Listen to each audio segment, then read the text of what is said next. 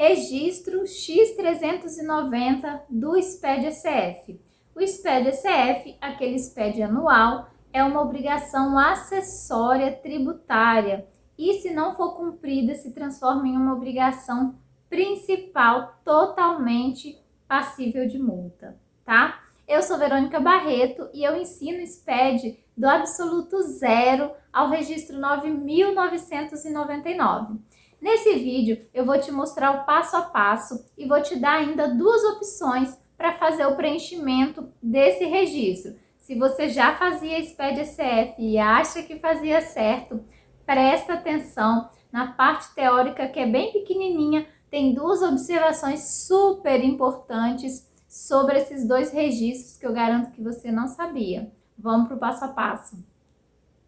90, ele fala de origem e aplicação de recursos das entidades imunes e isentas. Esse registro deve ser preenchido pelas pessoas jurídicas imunes ou isentas do imposto de renda. Então, aqui, ele só deve ser preenchido por essas pessoas jurídicas, tá? As demais empresas dos outros regimes tributários não vão fazer o preenchimento desse registro específico. A origem, quando a gente fala de origem nesse registro, esse nome origem aqui, a linha dele vai tratar das receitas e todas as demais entradas que a entidade teve durante todo o ano calendário. E a aplicação, que ele chama de aplicação, serão as despesas e as demais saídas. Aqui você vai discriminar os valores em reais, conforme melhor se enquadrarem entre os títulos apresentados. Aqui ele quer dizer que você vai colocar os valores conforme determinam já a nomenclatura das linhas, tirando os valores do seu balancete, do seu relatório, da sua demonstração contábil e enquadrando em cada linha. Tem uma observação também que é a seguinte: você vai utilizar as linhas do X390, que for a linha 7, para outros recursos, e a linha 15, que é outras despesas, somente em caso de impossibilidade de melhor classificação. Então, se você tiver uma receita ou uma despesa que não tiver como enquadrar em nenhuma outra linha, aí sim você vai colocar ela, você vai alocar esse valor dentro dessas duas linhas. Não se preocupe, porque eu vou te mostrar mais à frente o porquê que isso acontece. Os empréstimos tomados devem ser incluídos na linha 7 do X390. Por quê? Porque nessa linha ele pede especificamente para você colocar os empréstimos tomados, já que ele fala no slide anterior que você só vai enquadrar nessa linha um valor que você não consiga alocar numa outra linha. E também as amortizações e o pagamento de juros devem ser informados na linha 15, que a nomenclatura ela tem outras despesas. Agora a gente vem diretamente para o validador do SPED-ECF e a gente tem aqui o registro X390. Dentro do SPED, o X390 ele vai ser habilitado a partir do momento que você colocar o regime de tributação da entidade como imune ou como isenta. E dependente do que você preenche de sim ou não nas informações econômicas, o X390, se for uma entidade imune ou isenta, ele vai existir obrigatoriamente, tá? Então, a gente vem aqui para o registro e ele está dividido da seguinte maneira. A primeira linha, a gente tem a origem dos recursos, como eu mostrei no slide, e aqui depois a aplicação desses recursos. Então, de onde vieram os recursos vem no primeiro bloco, e onde esses recursos que a entidade captou foram aplicados, tá? Por isso, é origem e aplicação de recursos. Nesse primeiro bloco, você vai colocar as suas receitas. E aí, como é que você vai fazer essa separação? Eu tenho aqui um balancete, que é um balancete de um sindicato. Então, esse sindicato aqui é uma entidade imune ou isenta, e aí o balancete dele está distribuído, está classificado e separado dessa forma. Observe que ele tem as receitas, e ele separou as receitas aqui como receitas próprias, renda tributária e contribuição sindical direta. Então, essa contribuição sindical que ele recebeu nesse ano é uma receita para ele. E a mensalidade social, estou falando desse valor aqui, ó, também é uma receita. O que eu vou fazer? Eu vou somar o valor da contribuição sindical, esses R$ 1.326,49, vou somar com a mensalidade social, que é o R$ 188.468. Vamos lá no validador para eu te mostrar. Eu vou somar esses dois valores e deu aqui 189.795,39. Esse valor 189.795, ele veio da soma dessas duas receitas. Por quê? Porque essas duas receitas se enquadram aqui, contribuições de associados ou sindicalizados. Elas se enquadram na mesma linha, por isso eu vou agrupar. Você vai fazer a mesma coisa aí com o seu balancete, independente da separação que você fez da classificação das suas receitas, você vai somar de forma que você possa alocar elas em alguma linha dessas. Vamos dar continuidade aqui. Depois, em seguida, ó, eu tenho a renda patrimonial, R$ 8.256,78. Essa renda é de rendimentos. Então, esses rendimentos de depósito, eu vou pegar esse valor e vou alocar na minha linha aqui, rendimentos de aplicações de renda fixa. Vou colocar aqui para o lado só para eu ver o valor e vou colocar R$ 8.256,78 aqui nessa linha de aplicação financeira de renda fixa. Em seguida, no grupo das minhas receitas, eu tenho aqui receitas de doações. Essas doações são eventuais, mas são receitas de doações. Então, esse valor de 7.200 eu vou alocar dentro dessa linha doações e subvenções. R$ 7.200. Eu vou verificar que o meu total deu 205.252,17, ele tem que ser igualzinho o meu total de receita geral, de receita total do meu balancete. Vamos conferir? 205.252,17, 205.252,17, bateu. Isso é importante por quê? Porque esse registro vai estar em confronto direto com os valores que você tem da demonstração de resultado, porque a demonstração de resultado vai compor também um SPED-ECF, e aí esses valores, eles têm que ser os mesmos, porque afinal de contas são os valores de receitas e os valores de despesas. Agora, no meu bloco de aplicação de recursos, eu vou discriminar as minhas despesas. E aí, eu também vou fazer a separação das despesas de forma que eu consiga alocar em cada linha dessa aqui. Vamos dar uma olhada no balancete para ver como ele está separado. Esse balancete específico aqui, ele separou as despesas em despesas de pessoal e separou também por tipo de secretaria. Observa aqui. Como eu vou fazer essa soma? Eu vou pegar todas as despesas que ele teve com pessoal e vou somar. Por quê? Porque a primeira linha aqui, ela diz que eu tenho que colocar todas as despesas com ordenados, gratificações e outros pagamentos, inclusive os encargos sociais. Então, no meu balancete, eu vou somar esses valores todos. Eu tenho aqui um total de 68.539,74. Vou colocar aqui. Vou pegar o valor que eu tenho de imposto de renda retido. Vou arredondar aqui para R$1.000. E de impostos e taxas, eu vou colocar 5.000. E as despesas de manutenção, o total de 94.000. O total, novamente, das minhas despesas tem que ser igual ao total de despesas do meu balancete.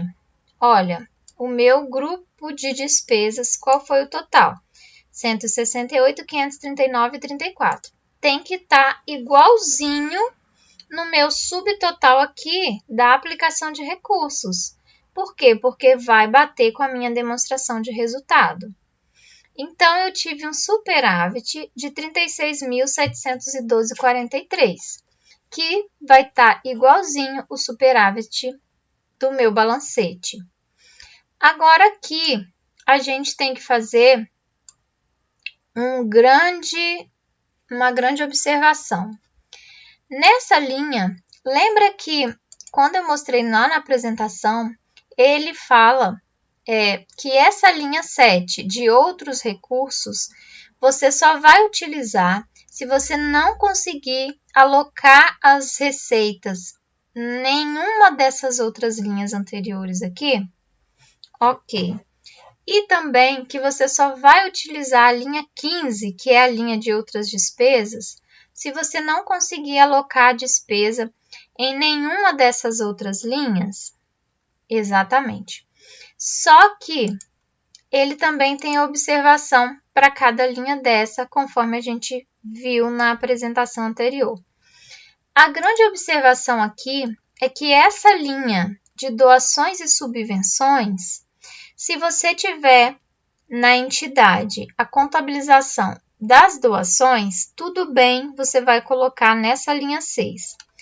Porém, se a entidade que você está contabilizando, que você está escriturando, tiver recebido qualquer tipo de subvenção, aí aqui seria diferente. Se você tiver doação, você vai jogar o valor que você realmente recebeu aqui nesse campo. Porém, se o valor que a entidade recebeu foi relacionado à subvenção, você vai primeiro checar o CPC 07, que trata especificamente da forma de contabilização das subvenções. Por que eu estou dizendo isso? Porque existem regras específicas na forma de contabilizar. E aí, se você não se atentar a seguir as regras específicas na hora de fazer a contabilização da subvenção, você não vai saber qual valor real você deve trazer para esse campo do X390, porque varia muito de situação. Se for um terreno, ou se for um outro bem, ou se for uma reforma, depende muito do tipo de subvenção que a entidade recebeu e a forma com que você vai fazer a contabilização para que você saiba qual valor você vai alocar nessa linha. Então, se você tiver subvenção, você vai primeiro checar o CPC 07. Eu vou abrir aqui o CPC 07 para você ver a parte principal dele como é. O CPC 07 que eu falei é exatamente esse aqui, ó. Na data de hoje, ele já está na revisão número 1, ele já tem uma revisão. Mas é esse CPC aqui, que se você tiver subvenção governamental ou qualquer assistência governamental, você precisa fazer a consulta dele antes de fazer a contabilização para fazer corretamente e depois que você fizer a contabilização, para você saber qual valor real você deve apresentar na demonstração e, em seguida, no registro X390. Então, até agora, a gente viu a parte teórica com as observações do registro X390 e a gente também viu como é que a gente faz a separação das receitas e das despesas para alocar os valores aqui dentro do registro. Só que eu também vou te mostrar como você pode fazer isso no seu sistema, tá? Eu vou te mostrar um exemplo do meu sistema. O seu pode ser diferente, mas eu vou te mostrar também como mais uma opção, caso você vá fazer isso direto pelo sistema. Aqui nesse sistema, a tela do X390 fica dentro do módulo fiscal. Pode ser que no seu a tela fique no módulo contábil ou que fique na parte da contabilidade, o que faz muito sentido. Olha, essa é a tela do meu sistema, do sistema que eu utilizo. Ela vem com a nomenclatura igualzinha à nomenclatura do SPED, tá vendo? Olha, a linha 1, contribuições de associados ou sindicalizados, receita da venda de bens ou prestação de serviços. E aqui, nesse sistema específico, ele me dá duas opções. A primeira opção que eu tenho é de colocar os valores aqui de forma manual. Então, por exemplo, eu vou pegar o valor do meu balancete, aqui, onde a primeira linha eu tive que fazer um total para saber a minha contribuição sindical mais a minha mensalidade. Então, eu venho aqui e coloco o total, 189, 795,39. Posso colocar dessa maneira, de forma totalmente manual, ou eu posso configurar o sistema para que ele encontre dentro do meu plano de contas, dentro do meu lançamento, qual foi a conta que eu joguei o lançamento, ou seja, uma conta analítica, né? Em que eu joguei o lançamento para que ele traga esse valor aqui de forma automática. Como é que seria? Eu clicaria aqui, vou apagar o valor que eu coloquei manual, eu clicaria duas vezes aqui e ele me abre esse campo, eu clico na setinha de mais e digito aqui todo esse código da conta contábil, que foi a conta que recebeu o lançamento, que recebeu o valor, para que em seguida ele faça uma leitura dos dados. Então, aqui eu colocaria esse código grande, ó, 3.111.010100 e falaria para ele o tipo de saldo, que é o saldo sem encerramento, e dou OK. Aqui ele está me dando essa mensagem porque eu não estou nesse plano de contas, mas existe essa forma de você fazer, e no seu sistema também pode ser que você tenha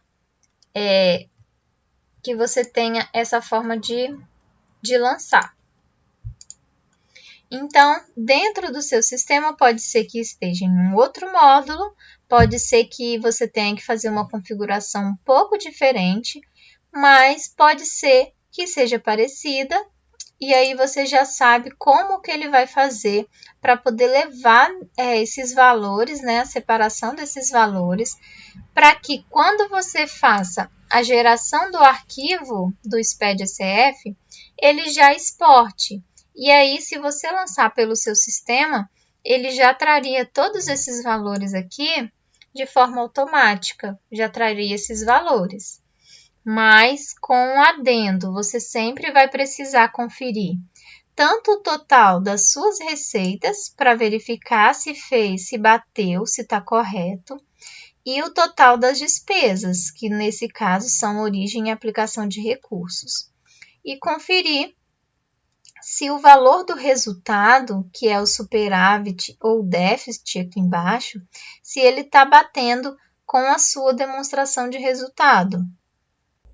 E aí, esse vídeo te ajudou? Então se inscreva aqui no canal e se você ficou com alguma dúvida, pode ser qualquer uma, deixa aqui nos comentários, tá? Grande abraço e até o próximo vídeo.